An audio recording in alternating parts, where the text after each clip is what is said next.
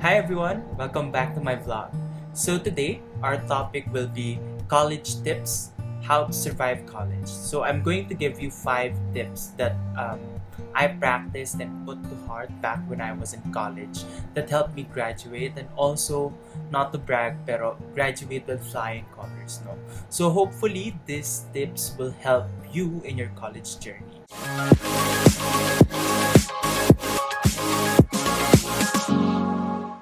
So I know some of the universities have already started, if not, will be starting soon with their first term or first sem in college. So I hope, especially for the freshies out there, that these tips would help you. Just a background, I graduated from Ateneo de Manila University back in 2019, where I took a Bachelor of Arts in Psychology and also a minor in Education. I graduated cum laude. So hopefully, these things that I have learned throughout my college life would help you in your journey and later, hopefully, also contribute in you graduating with flying colors. So for my tip number 1, it's attitude check. There are things that I helped or that helped me throughout my college life when it comes to my attitude, when it comes to studying. There are four sub things under these first tip that I would want to give you. One is discipline. So, kailangan natin gumawa ng strict routine and schedule also when it comes to our studies and balancing our student leader life, extracurricular, and other things that we would like to do out of our school duties. No? Discipline is something that helped me or something that I tried to cultivate back in college. Even before college, no, maybe it be in elementary or high school, discipline and creating a certain routine helped me a lot when it comes to having a smooth flow and parang nagiging automatic na rin kasi siya pag ginawa mo or pag ginagawa mo repetitively yung isang or series of things no every day.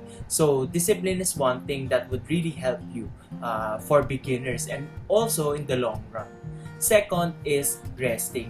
Of course, resting is essential. Hindi naman tayo robot na hindi napapagod. No? So kailangan din nating magpahinga once in a while. And it wouldn't help to tire yourself out with studying, with doing your extracurricular activities, your student leadership roles, etc. kung hindi natin magagawang magpahinga. Rest is essential because it will also give you time to recuperate and also later on provide you more energy to study and do the things that you love, diba? So I think once in a while or even scheduling breaks, scheduling rest sessions would be very beneficial. Third is prioritizing your workload mo. Alam natin na minsan nalulunod tayo sa mga kailangan gawin, deadlines, papers, projects, and then with our commitments if you are a student leader, no? I think it can be overwhelming at times, but having a prioritization of your tasks and deadlines would really help you, no? That's doing like kunyari mga calendaring, pagno-notes ng mga kailangan gawin, simply just prioritizing and putting down the things that you have to do for the week, for the rest of the week, the rest of the month, the deadline, setting it out, would always constantly remind you of the things that are coming up para din alam mo kung kailan mo pwedeng simulan, kailan mo kailangan talagang tapusin na, no? Kapag hindi mo pa nagagawa. So, prioritizing your workload would very much help in creating a certain attitude towards learning. And last but not the least in this category, in this first tip, is to thrive in teamwork.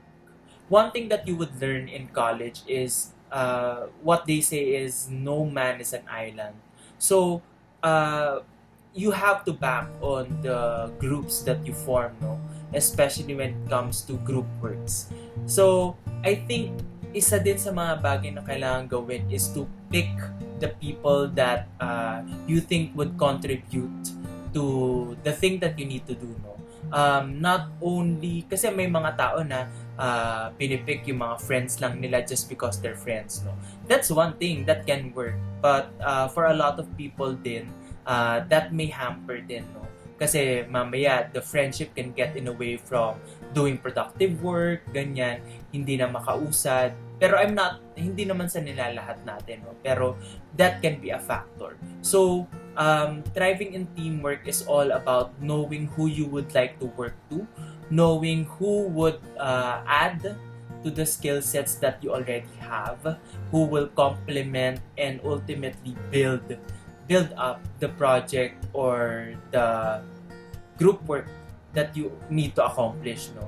Because being strategic, I dare say that, no, being strategic in forming your groups would ultimately let you to have a team that can be productive and can also put out quality work in the end. Number 2, your physical materials. So, syempre, bilang estudyante, kailangan mo ng iyong notebook and pen, kailangan mo ng iyong calendar and yung pag-schedule mo, corkboard if you have access to it, and sticky notes, and highlighters, no? I know these are things that are important back in physical classes, and right now that we have blended learning or online learning even, I think it still comes handy, no, when it comes to learning. Kasi hindi naman lahat sa atin ay can afford ang gadget and taking notes or putting everything through your gadgets, no? Kasi iba cellphone lang ang gamit. So sa pagkakaroon ng mga staple pa rin na materyales back when we are having face-to-face classes would very much help, no? What will be the use of your notebook and pen? It would help you put down the things that are being discussed in class, no? Some people use their laptop, use their phones when putting down notes, no? But I think it also helps when you write it down, because when you write down, it sort of helps your mind know that what you are writing, no? And later on, it can also contribute to you thinking about what you have written and why you wrote it that way, no? Kasi isa din sa mga bagay na kailangan natin matutunan pag nasa college tayo is not to put down everything that the professor is saying, no? You're not a transcriber of the lecture, no? Learning happens when you can put down what your professor is saying in a few words or phrases, no? Putting down keywords, because what's important is you're listening to the lecture and then you're getting the points of the discussion. So the notebook and pen would help. But if you have the luxury of having a laptop or a gadget where you can transcribe your notes, that's very much welcome as well. But I'm speaking for the people who don't necessarily have that luxury, no? Second is the calendar and schedule, no? This is something that I did back in college because I dormed in the Ateneo. So meron kaming malaking corkboard sa harap ng aming study table. So ang ginagawa ko noon, nagpiprint ako ng schedule ng classes ko every sem. And then I also put down para sa mga to-do list na paper siya na nilalagyan ko na mga kailangan kong gawin, so that I have a physical reminder of the things that I need to do, no? Not only of my calendar on my schedule of classes, but also the deliverables that I have to do. Some people, again, if they have the privilege, do it online through their gadget, no? But for people like me who don't necessarily have that privilege, no, what I did was to set up those physical reminders to always remind me that I have things to do, and these are the schedule that I strictly need to adhere to when it comes to attending classes or attending extracurricular activities. And when it comes to, yun nga, nabanggit ko rin kanina yung corkboard and sticky notes and highlighters. Yun din, physical materials din yun that you can use, no, when it comes to the developing that discipline, yun sa tip number 1, no? Of putting down everything and scheduling it so that you don't forget anything. Yung highlighters, it worked for me when it comes to the tons of readings that I had to do back in college, no? Highlight, hindi dapat magmukhang hinighlight mo yung buong libro, di ba? Just highlight the pertinent parts of your readings. That would be enough, no? And also, it helped me na while discussing the readings, I highlighted the parts that were essential or were important and then put down certain comments beside it, no? To help me understand further. Kasi highlighting is one thing, but also commenting on what is highlighted would be another thing that would help you process and remember why you highlighted that point. Tip number 3 are your software and apps. Given that we are in a blended and online learning, most of the colleges that executes online learning have certain softwares and apps that they would like students to use, no? That means Schoology, Zoom, Google Meet, etc. No? Canvas. So, yun ay mandatory, no? But there are also supplementary apps and softwares that I would recommend that you can use to increase your productivity. One is the When to Meet website. The When to Meet website would help you and your teammates or group mates coordinate with one another in terms of the schedule that you can meet up online, so to discuss your group work, no? It helped me in terms of, back in college, it helped me in terms of scheduling when we will be meeting as a group, no, physically. But now that we are, in a lockdown and in a quarantine, I think that would still help in terms of setting a schedule for you to meet online so that you can also put that in your calendar and prioritize it as something that you need to do or you need to attend to. Second is Microsoft OneNote. Actually, back in college, I never used an online software or application to put down my notes kasi strict talaga or parang nasanay na talaga ako sa notebook and pen. Pero this helped me when I already graduated and now in my corporate job, no. Microsoft OneNote is a very user-friendly application, no, where you could put down a lot of notes for a certain class or a certain topic, no? Kasi color-coded yung mga tabs niya, no? It looks like kind of a colorized folder na bawat folder meron ka mga notes na pwedeng i-put down, no? So it's a very nice application, especially if you have a laptop that you can use, whether it be Windows or Apple. You can download it and then make use of it, no? Kasi maganda yon na meron kang reference na mababalikan each and every time if you do not prefer writing it down in notebook and pen way, no? So that would pretty much help. Third is the Microsoft Office, the Microsoft Suite, no? Also, you can consider the Google Suite, no? You have Google Docs, Google Sheet, Google Slideshow, and the counterpart for Microsoft is yung Microsoft Word, Excel, and PowerPoint, no?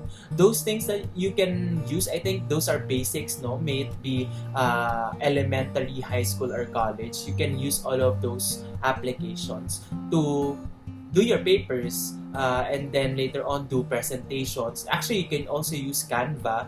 I've been using Canva as well, no, because it has a lot of what they call this suggestions for design, and also it's integrated and user friendly when it comes to giving ideas of how you can better design and make it more interactive, the presentations or videos that you would be creating.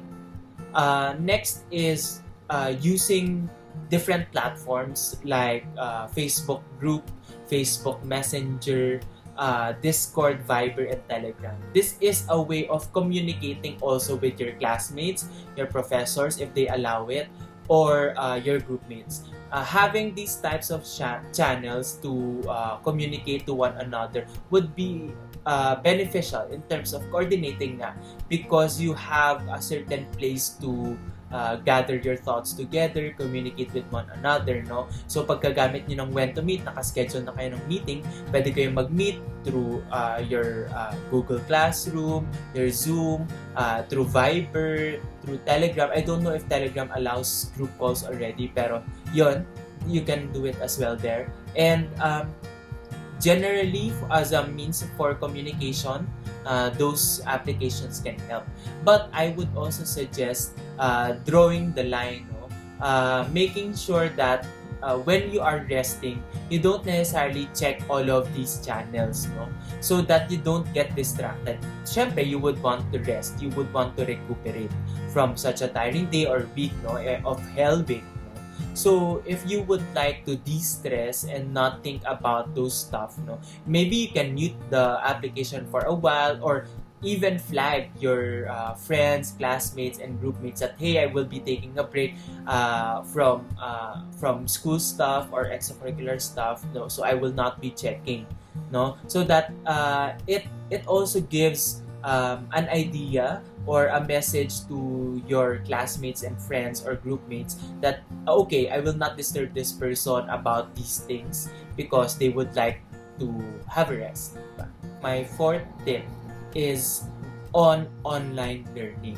Maximize everything that is provided. So, number one, check what's available when it comes to your university or your college, no? Check if they offer synchronous classes or asynchronous classes. If you avail of the synchronous classes and you think that you can sustain it, no, make sure that you have a stable internet connection. If you can join the synchronous classes, no, kasi may tendency na from our end, maglalag yung professor or hindi maglo-load yung pinapakitang screen, ganyan. Para din tuloy-tuloy yung pakikinig mo and yung pagle-learn mo, no?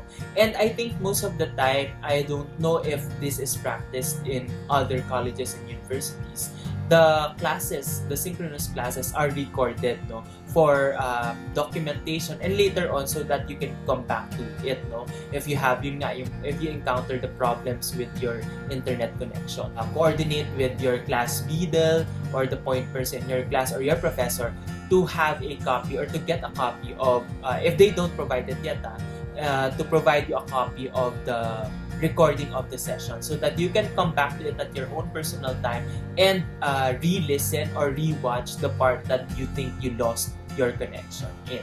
Next is asking questions. When you are in class, may it be face-to-face or online classes, don't be afraid to ask questions. I know sometimes nakaka-intimidate and nakakatakot magtanong ng questions mo, no, or clarification.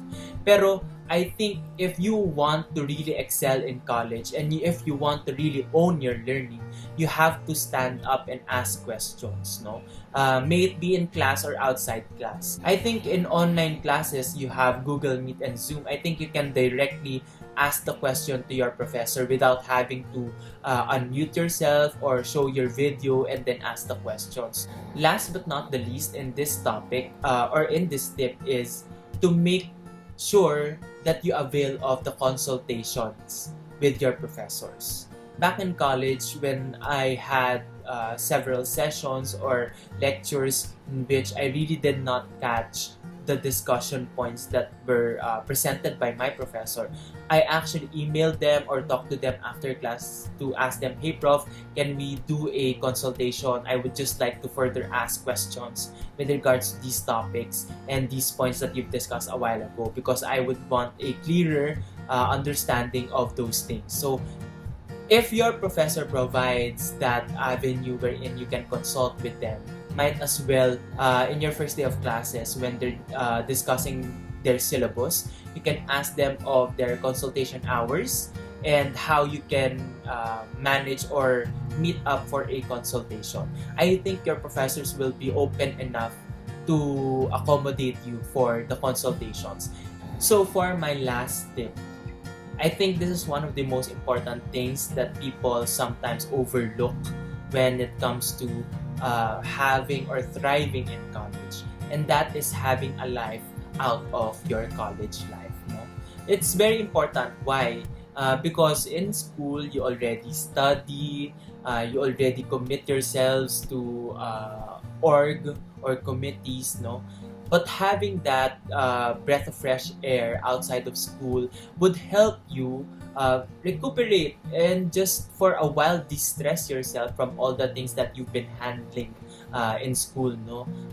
That is connecting with your family and friends, playing with your pets if you have pets, learning a new hobby or rediscovering a hobby that you previously did and no longer do, no? A hobby like learning an instrument, drawing, writing poetry, or even just binge watching Netflix, no? Those things outside of school can pretty much help you relax and recuperate from every stressful event that's happening in school and outside of your home, no? With this whole pandemic situation. If you have the time to meditate and exercise, meditating and exercising are things that would help your physical body recuperate from all the stresses that you encounter. Siyempre, kailangan kumain ng mabuti, kumain ng maayos, eat healthy. Definitely for me, back in college, exercising and doing yoga once in a while helped me have a clearer mind and also helped me in terms of de-stressing when a stressful situation happens. I actually, back in college, I actually exercised every day, may it be 30 minutes to 1 hour. That was already enough for me. I set my timer in the morning. I wake up very early at 6 a.m. and exercise, and then I go throughout my day. And then later on, rest for the afternoon or evening. So that's how I do everything back in college. And those are the things that I can impart to you so that those things or those tips may help you thrive in college because those things actually helped me. So I hope you can listen to the tips that I have presented. You may not, you may agree or disagree with them, and that's okay. That's completely fine. No, it's definitely, I think the key to success in college is finding your own rhythm. No, it's fine. It's dancing to the beat of your own drums. It's trying to find what fits or what works for you, and then maximizing it so that you make sure that you don't only learn, but you also get to do other things aside from doing your homework, passing your projects, doing your papers, etc. It should not only about learning the content, but it's also about enjoying the content and enjoying the company of the people that you are learning with. So it's important that you accommodate all of those things in mind and put them to heart and discipline yourself in terms of building that kind of attitude, using all the necessary resources, may it be physical or online, and then making sure that you build all your relationships and then you also take care of yourself. So good luck, and if you have other tips with regards to thriving in college, please feel free to comment it down below. So don't forget to subscribe and click the notification button to get notified of my future videos. So hopefully, these tips would help you become a successful college student.